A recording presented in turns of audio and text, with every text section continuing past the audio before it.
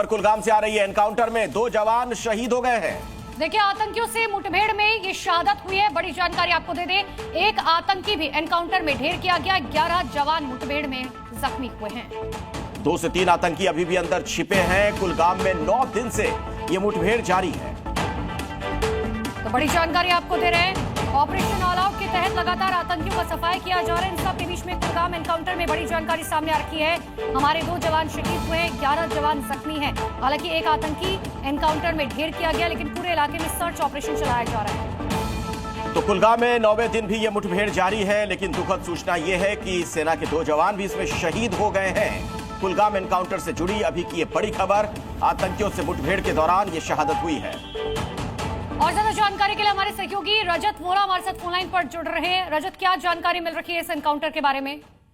जी बिल्कुल, आपको बताएं कि आज 9वां दिन है और इस साल का सबसे बड़ा ये एनकाउंटर माना जा रहा है, क्योंकि साउथ कश्मीर के कुलगाम में जब से एनकाउंटर शुरू हुआ है तब से ही लगातार इस तरह की जानकारी है। करीबन 7 से लेकर 8 आतंकी जो है इस दुर्गम इलाके में छुपे हुए हैं, जिन्हें ढेर करने के लिए ऑपरेशन जो है वो लगातार जारी है। इसी बीच लगातार गोलियों का तबादला जारी है और इसमें दुखद खबर ये सामने आ रही है कि 2 भारतीय सेना के जो जवान है वो वीरगति को प्राप्त हुए हैं और अभी भी लगातार दोनों तरफ से गोलाबारी जारी है। आपको बता दें कि पिछले 3 दिन से इस तरह की लगातार जानकारी सामने आ रही है, क्योंकि पहाड़ी इलाका है, दुर्गम है और काफी ज्यादा फॉरेस्ट है।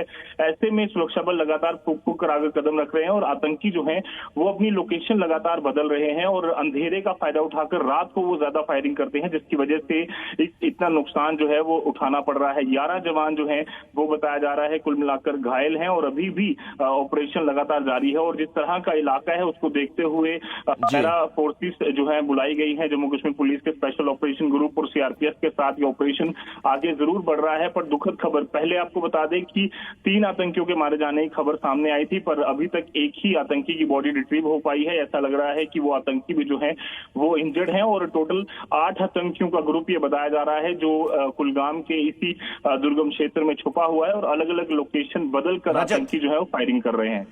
रजत, ये बताएं कि ये 9वां दिन है कुलगाम एनकाउंटर की बात की जाए, जो इतना वक्त लग रहा है, वजह क्या हो सकती है? जो पूरा इलाका जो है बहुत ही दुर्गम, वहां की जो भौगोलिक स्थिति है, इसका फायदा आतंकवादियों को मिल रहा है या फिर कोई लोकल सपोर्ट भी मिल सकता है?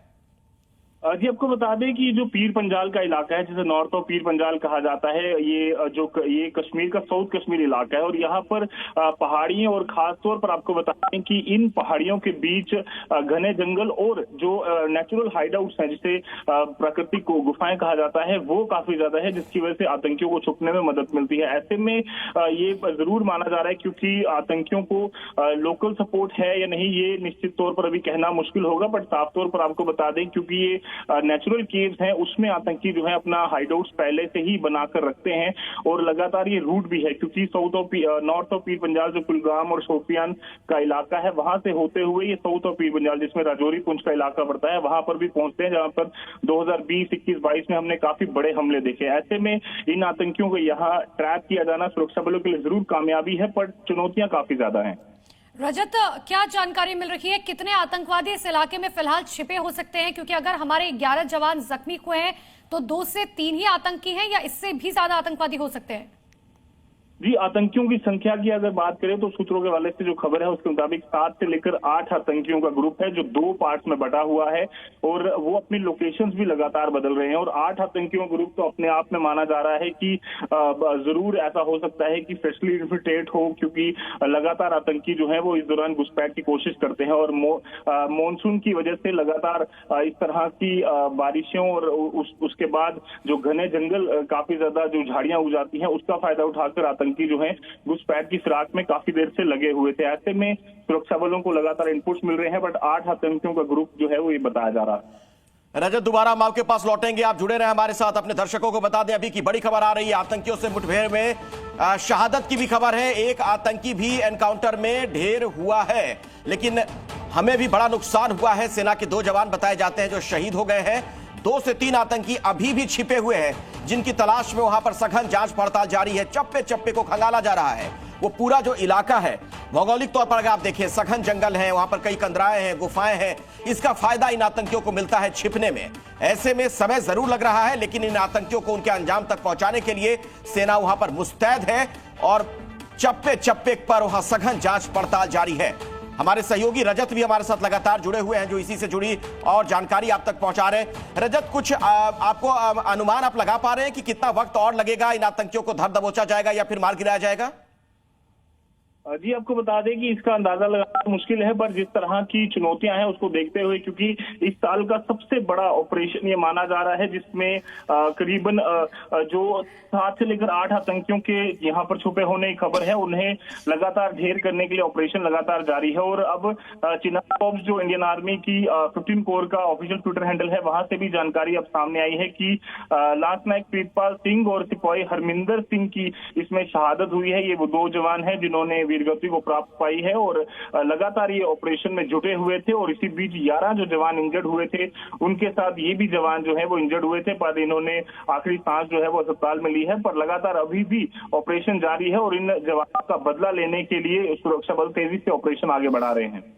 बिल्कुल रजत, बने रहिए हमारे साथ। देखिए, बड़ी जानकारी इस वक्त की आपको दे रहे हैं। आतंकियों से मुठभेड़ में हमें नुकसान हुआ है, हमारे 2 जवान शहीद हुए। और जैसे कि रजत जानकारी दे रहे हैं कि आतंकवादी 2 ग्रुप में बटे हुए हैं। 7 से 8 आतंकवादी हो सकते हैं जो इस पीर पंजाल के घने जंगल और घने इलाके में छिपे हुए हैं। लगातार अपनी लोकेशंस बदल रहे हैं, जिस वजह से भारतीय सेना को फिलहाल दिक्कत आ रही है। कुलगाम में 9वें दिन भी आज मुठभेड़ जारी है।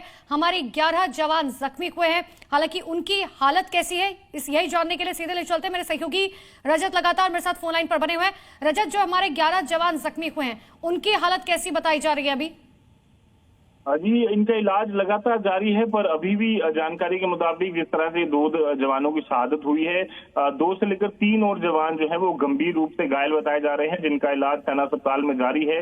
वहां से कोई दुखद खबर ना आए, इसकी हम उम्मीद करते हैं। पर लगातार जिस तरह का ये इंटेंस ऑपरेशन है और दोनों तरफ से गोलाबारी, इसमें आतंकी जो स्ट्रेटजी बड़ी अपना रहे हैं वो ये है कि दिन में वो फायरिंग कम कर रहे हैं और रात में ज्यादा गोलाबारी जो है वो की जा रही है, जिसकी वजह से वो लगातार अपनी लोकेशन बदलने में भी कामयाब हो रहे हैं। और साथ ही साथ रात को सिक्योरिटी फोर्सेस, क्योंकि घने जंगल का इलाका है, ऐसे में अंधाधुंध फायरिंग कर वो सुरक्षा बलों को यहाँ पर जरूर कोशिश कर रहे हैं कि उन्हें जो है वो नुकसान पहुंचाया जा सके। पर बावजूद इसके सुरक्षा बल इन सारी चुनौतियों को निपटते हुए, जिसमें हमने देखा कि ड्रोन की मदद ली जा रही है, हेलीकॉप्टर्स की मदद ली जा रही है, ड्रोन के जरिए जो बम है वो भी यहाँ पर गिराए जा रहे हैं। तो आतंकियों को जल्द से जल्द इस घने जंगल में ही इनकी कब्रें बना दी जाए, उसको लेकर पूरा प्लान जो है पहले ही कर लिया गया है। ठीक है रजत, आप हमारे साथ जुड़े रहिएगा। मैं दोबारा आपके पास लौटूंगा, आगे आपसे कुछ और जानकारी लेंगे। दर्शकों को हम एक बार फिर से बता दें, ये जो ऑपरेशन अखल है उस पर आप ग्राउंड रिपोर्ट देख रहे हैं। और बड़ी खबर यह है कि सेना को भी बड़ा नुकसान हुआ है। हमारे सेना के 2 जवान वीर गति को प्राप्त हुए हैं, उन्होंने अपना सर्वोच्च बलिदान दिया है। आतंकियों को लेकर जानकारी यह है कि 2 से 3 और दहशतगर्द इस इलाके में छिपे हुए हैं। उन्हें पकड़ने के लिए, उन्हें धर दबोचने के लिए, मार गिराने के लिए लगातार यह ऑपरेशन जारी है। Z News.